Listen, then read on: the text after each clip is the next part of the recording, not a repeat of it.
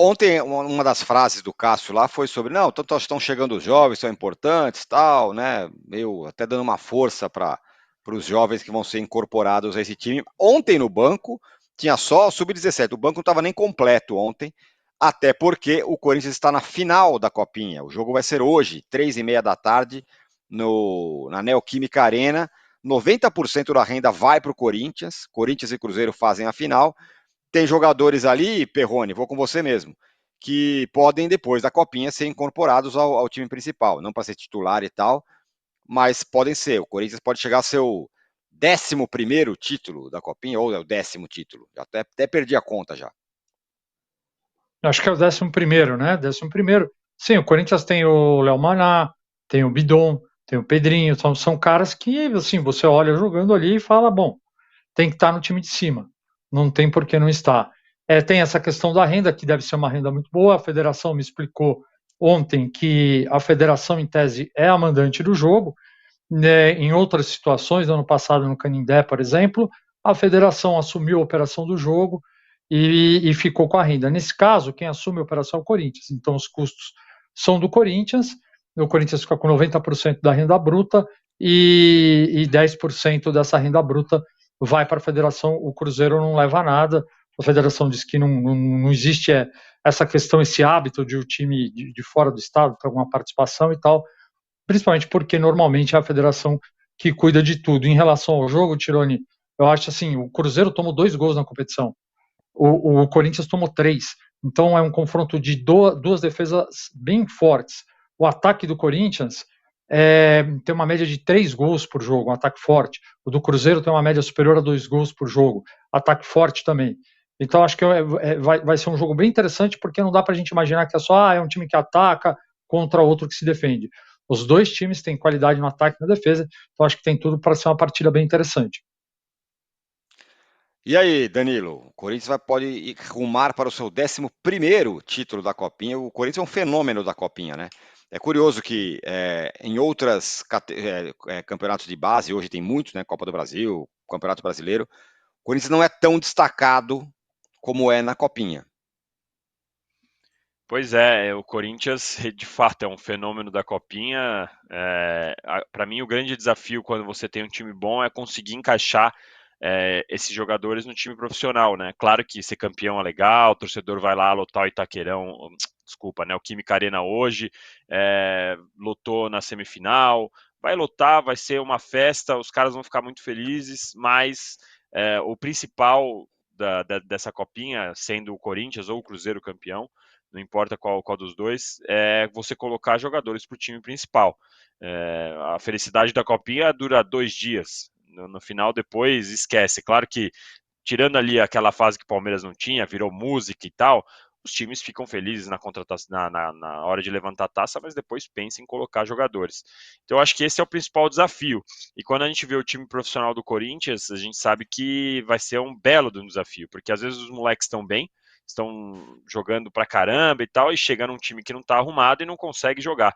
O Palmeiras foi bicampeão consecutivo, é o atual bicampeão, né? Foi eliminado agora pro Aster, e os jogadores que são encaixados ali, que jogam com mais frequência, é praticamente o Endrick, porque os outros jogadores o Abel não usa com tanta frequência. O Kevin, por exemplo, foi eleito o melhor jogador da Copinha, foi vendido agora, não chegou a jogar. Então esse é um desafio bem bom, e para um time que está desestruturado, que é o que a gente vê no Corinthians hoje, é um desafio ainda maior, né? E para o Cruzeiro, que lutou contra o rebaixamento no ano passado, também é um desafio difícil, né? Então é um jogo que a gente vai ver, que eu acho que vai ser interessante.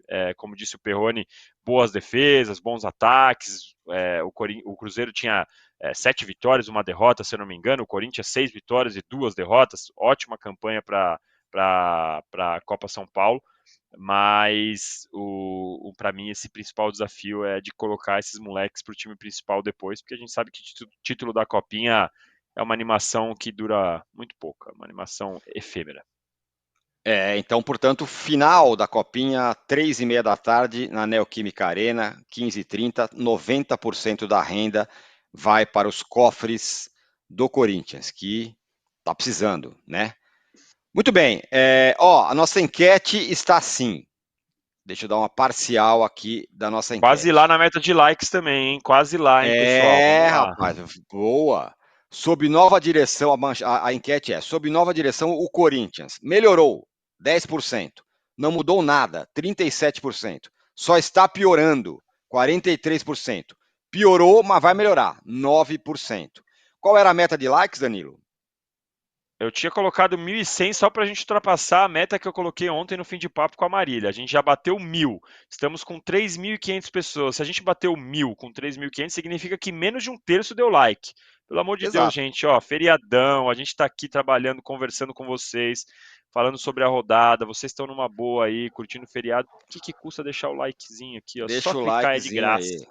Boa. Posso dar uma sugestão? Uma sugestão, se a Pode. gente bater a meta, o Danilo poderia, no final da live, ensinar a todo mundo como se faz um bom café, que ele é um mestre nisso. Isso, meu, mestre. Como é que é o cara que estuda Barista, café? não é?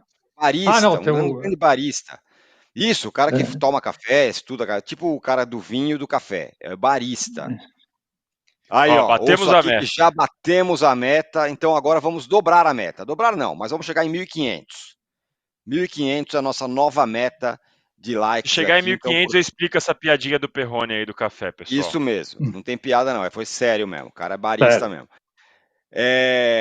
Chegar em 1.500 likes, certo? Essa é a nossa missão. O Javan aqui, ele manda um superchat falando, Javan Pires dos Santos. Tirone, não é possível que alguém ainda vá tratar o Corinthians como tadinho depois de tanta arrogância e incompetência. Na verdade, as críticas são fortes, ninguém está tratando muito o Corinthians como tadinho, não. E o Rodrigo Holanda fala, só vamos saber se o Palmeiras realmente tem um planejamento de futebol quando o Abel sair. Jorge Jesus saiu porque quis e Abel ficou porque quis. Quero ver depois. Não sei se vai dar para saber como é o planejamento do Palmeiras desde já, mas ontem o Palmeiras, Danilo, no Allianz Parque, não com muito público, porque afinal vai ter um show aí, né, no fim de semana, teve capacidade reduzida, 28 mil, sei lá, parece que é 25 mil, né, pessoas, depois você me corrige. 3-2 contra a Inter de Limeira, mostrou ali algumas falhas defensivas importantes, mas o Rony, que muita gente fala, pô, não joga nada, é só um esforçado, foi lá e fez um golaço no finalzinho, 3-2 para o Palmeiras. Um golaço com um passe magistral do Marcos Rocha, né? De fato, Pô, você vai mais falar uma do vez, Aníbal né? Moreno? Vou falar do Aníbal já. Vou deixar para daqui a pouco para poder falar com calma. Mas Mas o diga jogo lá. do Palmeiras, teve falhas defensivas importantes, como você bem disse. O primeiro gol foi nas costas do Marcos Rocha, com uma falha do Gustavo Gomes também na marcação de cobertura ali.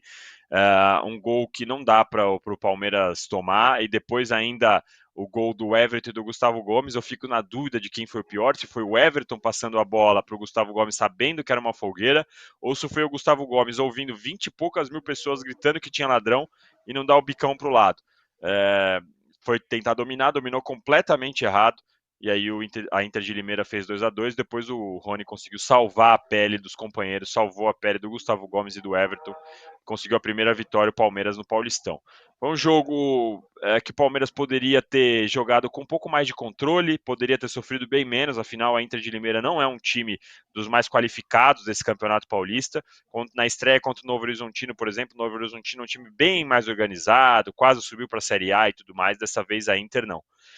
Então o Palmeiras poderia ter jogado de uma maneira um pouquinho mais tranquila, mais organizada, mas ok, é o segundo jogo da temporada.